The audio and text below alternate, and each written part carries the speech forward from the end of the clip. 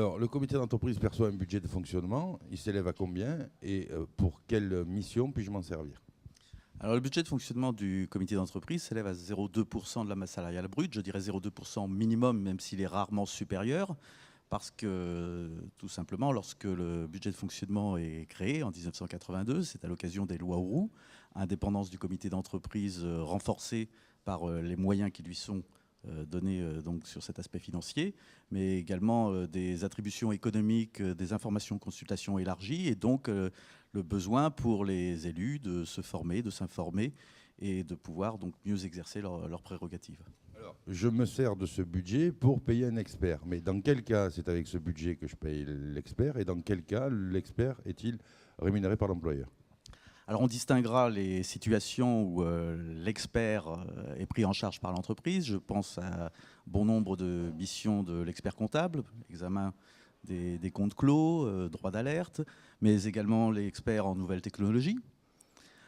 En revanche, le comité d'entreprise peut à tout moment mobiliser son budget de fonctionnement pour faire intervenir un spécialiste, un expert. On parlera d'expert pour la préparation des travaux du CE, quelles que soient les missions à ce moment-là, dans le cadre des prérogatives économiques, que le comité d'entreprise souhaitera confier à cet expert. Donc il pourra s'agir d'un expert comptable comme d'autres experts, experts sur les conditions de travail ou experts pour une analyse juridique par exemple. Alors, je me sers de ce budget uniquement pour le fonctionnement. Il n'est pas question de s'en servir pour des œuvres sociales ou pour faire des cadeaux aux salariés.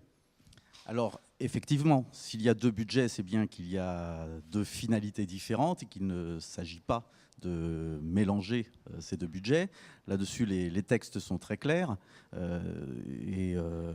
c'est l'indépendance du comité d'entreprise qui est garantie par le budget de fonctionnement. Alors, il est vrai que certains comités d'entreprise peuvent parfois avoir quelques réserves. Il n'est pas anormal d'en avoir puisque les événements dans l'entreprise, la mobilisation de ces fonds sera différente d'une année à l'autre. Une année de réélection, par exemple, le besoin de formation sera peut-être plus fort que d'autres années. Nous aurons également les moments où les évolutions législatives amèneront le comité d'entreprise peut-être aussi à actualiser ses connaissances. Un événement dans l'entreprise qui pourra l'amener à mobiliser un expert. Bref, d'une année à l'autre, mon budget de fonctionnement, j'aurai des besoins différents. Alors, on voit quelquefois des entreprises qui font de la communication dire faites la communication et offrez ces cadeaux avec le budget de fonctionnement. Est-ce qu'il ne faut pas prendre ces propositions avec des pincettes? Alors, bien entendu, bien entendu. Et puis, je commencerai par dire que faire un cadeau n'est pas forcément communiquer. Tout simplement. Alors, faire un cadeau auprès des salariés, c'est tout à fait légitime. Le comité d'entreprise, à travers donc ces manifestations, ces actions, sert les salariés, mais il le fera sur son budget des activités sociales. Alors, on n'achète pas une Rolex avec le budget de fonctionnement pour les salariés. Alors là, vous parlez certainement de ceux qui ont les moyens, s'ils peuvent offrir une Rolex à chaque salarié. Mais effectivement, ce n'est pas la nature des cadeaux. Il peut y avoir des outils dits de communication, mais qui vont porter alors sur des sommes assez modiques et qui vont porter le message du comité d'entreprise. Je pense par exemple à un agenda où j'aurai les heures d'ouverture, les heures d'ouverture des permanences, j'aurai par exemple les actions de l'année, la composition. Bref, un support de communication ou un magazine du comité d'entreprise pour informer et qu'à cette occasion, je fasse aussi l'inventaire des prestations du CE. Pourquoi pas? Mais en tout cas, le principal du budget ne doit pas y être consacré. Une montre, ça donne l'heure, ça ne communique pas l'action du comité d'entreprise.